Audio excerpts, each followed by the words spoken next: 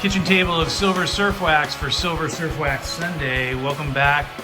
If you're like me, you probably have got a little more time on your hands due to this whole quarantine, corona situation. So I thought I would take this opportunity to get some of the counts down for my dimes project, and I thought you might be interested in that.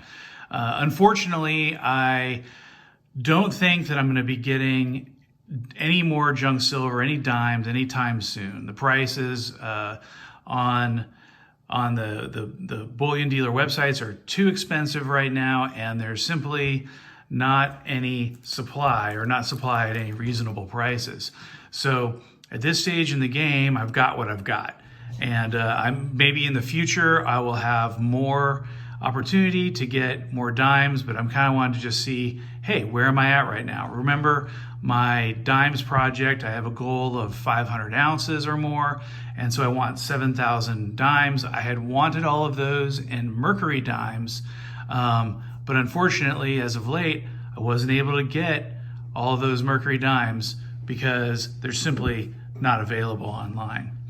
Now, it turns out that there is some mercury dimes and some junk silver available online right now, but they are for some extreme prices, more than I have paid in the last year, and $7.59 over spot for junk silver, which is like, I forget what it was, like a 55% premium when I'm used to paying 2 to 4% premium. Unbelievable, right? So at this particular point, I have a hard time, even though the spot price is very low, and a couple bucks under, I have a hard time, seeing myself pay that much premium and pay prices that are a bit more than I had paid in the past, especially with spot price so low. So what I'll probably do, and what I actually have set orders in already, I have some dry powder that I'm going to be purchasing paper silver if the price goes any lower. If the price gets into the $10 range, I have buy orders staggered on the way down. And so if it doesn't, then I'm fine, because I'll keep my dry powder. I'll keep the amount of emergency cash that I have, and we'll be happy with that. So I should always remember to say, please like and subscribe. Helps me grow almost to 500 subscribers, which is pretty cool. I've been doing this YouTube thing a year, just kind of going through my own silver collecting and silver stash, and I'm happy you're here and enjoying what I'm doing. Today I'm going to go over sort of the anal counts that I've done, and I don't know if you guys appreciate this kind of stuff, but it's kind of fun for me, and so let's sort of get into it. So let's kind of review. So when I did that recent purchase of junk silver, I've got a bunch of Roosevelt dimes. I put these in some previously used Ziploc bags at 100 counts per, and so this column is 1,000 Roosevelt dimes right here, and this column made it up to 763 Roosevelt dimes. So I have 1,763 Rosies at current count. And what I did over here for the Mercs project is I made columns of 1,000. So we got 2, 4, 6, 8, 10, 12, 14, 16, 18, 20. So of 50 count rolls. And you can see that I've got 1,000, 2,000, 3,000, 4,000 of straight up 50 count tubes. I have these other four segments of tubes here that are not full count. These are partial counts. So I have one, I think, full count, and some of these are close, but you might have a tube with one, because this is all by date and mint mark. So here's a 1918 roll. I've got only 38 in this tube, so I've kind of marked it this way. This might be kind of extreme, but I did want to count them up. And then I went and counted up my coin books. I didn't quite finish putting all of the 1943s, 44s, and 45s in these guys. So they're not fully built out with all the dimes that I have, but here's the counts that are in the books right now. So when you add all of the miscellaneous row plus the coin books, we add them up all together, and I get 1,678 Mercury dimes for that miscellaneous row. So adding them all together, I got 7,442 dimes. So I'm above my 7,000 goal, and I am above 500 ounces in dimes. So that kind of meets the shit hits the fan desire there, and we're going to go ahead and sort of call that good, if you will, for the short term, just because my needs to get a remaining 1,322 Mercury dimes, and if I wanted to go for a Rosie project, I would need to get another 5,237 Roosevelt dimes. So that would be quite a project, quite an effort. So at least I kind of got that far. The other thing I wanted to do, and I wanted to do for myself, and I kind of wanted to show you guys, was how the weight of these various dates showed off. When you go to a website like Provident or Amex or any of these online bullion dealers, they are generally selling you Mercury dimes at a weight. If you get $100 face, you're going to get 71.5 troy ounces of 90% silver. So not 100% silver, but 90% silver. But you're still going to get 71.5 troy ounces. So I wanted to kind of take a look at what it looks like, when you compare Roosevelt dimes, which I've got these Roosevelt dimes right here in tubes. I just tubed these up for you. And I've got newer Mercury dimes, being that they're in the 1945 time frame. And then I've also got Mercury dimes from the 1920s here. So 1920s, 1945, and something random Rosie above 1945. All right, I'll be able to hold this steady, I hope. So how does that look? Now I went ahead and weighed the tube itself, and it comes out to 0.631 for 2 tubes. So I think I didn't weigh it by 1 tube, I weighed it by 2. And I've already kind of done this myself and written down the totals, but I'm going to do it again for you online. Let's see if you can you see that, or is that kind of a glare? We're going to, there we go. So I'm going to go ahead, I'm going to put 2 of the 50 count, so 100 dimes, and we're going to weigh that up, and that's 8.605 is our 09 is what we got there. So now what's interesting about that, since this is 100 dimes, right? If we extrapolate that to 1,000, we move the decimal place 1 over. So we're getting 86 troy ounces. We got to subtract the tube. So when you subtract a tube, you're actually getting 79.78. So above the 71.5, pretty good. So as it stands, when I have this tube of these 2 tubes of Rosies, 100 Rosies, or 1,000 Rosies, if I extrapolate out to my stack here, it looks like I'm actually getting more 90% silver than they're actually advertising. Let's take a look at what happens when I do 1945s. And I got 2 1945 straights, which is the Philadelphia mint. And that, let's see if you can see that without a glare, 88.540. So if we went to 1,000 or 1,000 dimes or $100 face, we're talking 85.4, right? So subtract the tubes, and we're in 79.09, which is, again, above the 71.5 that you're purchasing these things at.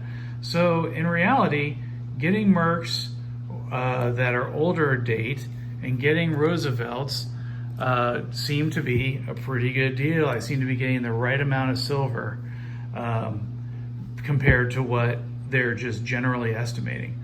Let's try this with the 1920s. I got a tube of 1920 and a 1923. Let's throw that up here and see how much that weighs.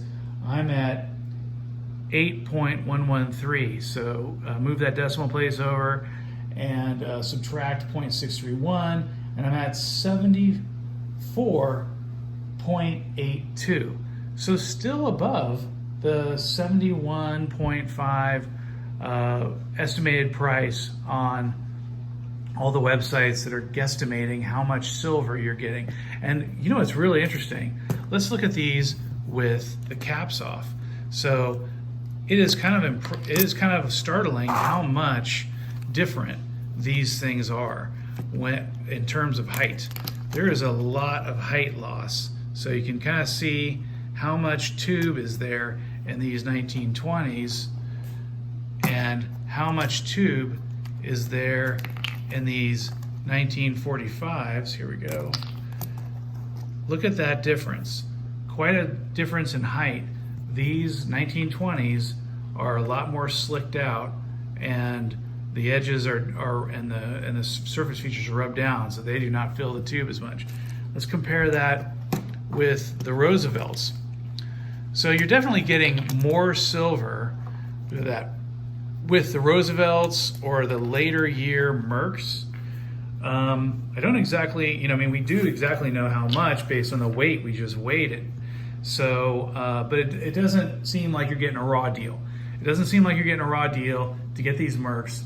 And, this is a sample. I'm sure that sample varies as I go through the various sizes. If I probably had a full tube of 1916s, I bet you it would be even worse, or something like this. But I don't have full tubes. I don't have that many 1916s or anything really in the teens that can make me a full tube right now. I could combine tubes and do the test, but I think you pretty much got a situation where 50 Mercs in the 20s, 50 Mercs in the 45, and 50 Roosevelts random, you can really tell the difference on the height in these tubes, and the weight is not too bad. I mean, you're losing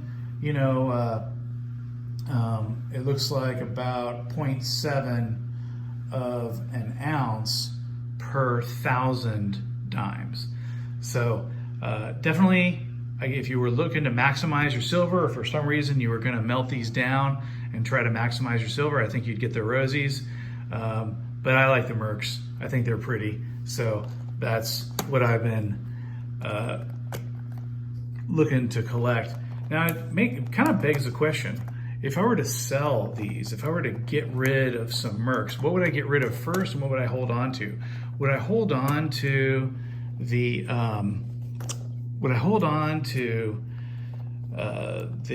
older years because they're more rare, you don't have as many of them, or would I keep the 45s, the later years, because there's more silver content in it? I don't know. I'm kind of leaning towards the numismatic rarity of the coin, because I think you're kind of almost throwing away rare dimes that might have some numismatic value in the future. Maybe maybe a little,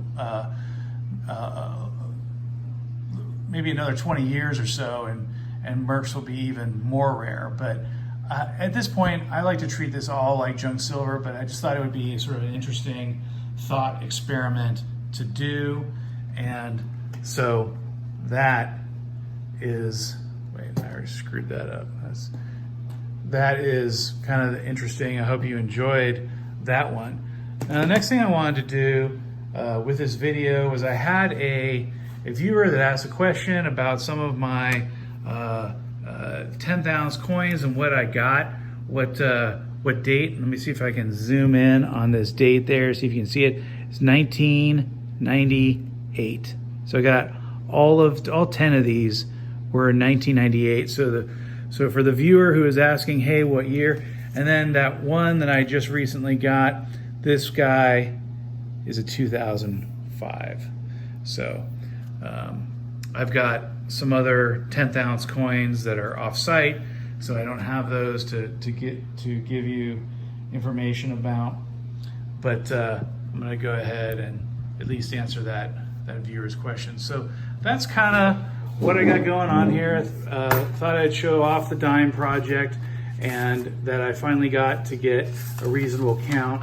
I definitely have some of the later years to fill in on some of these things. I need to look through the tubes and find the best ones.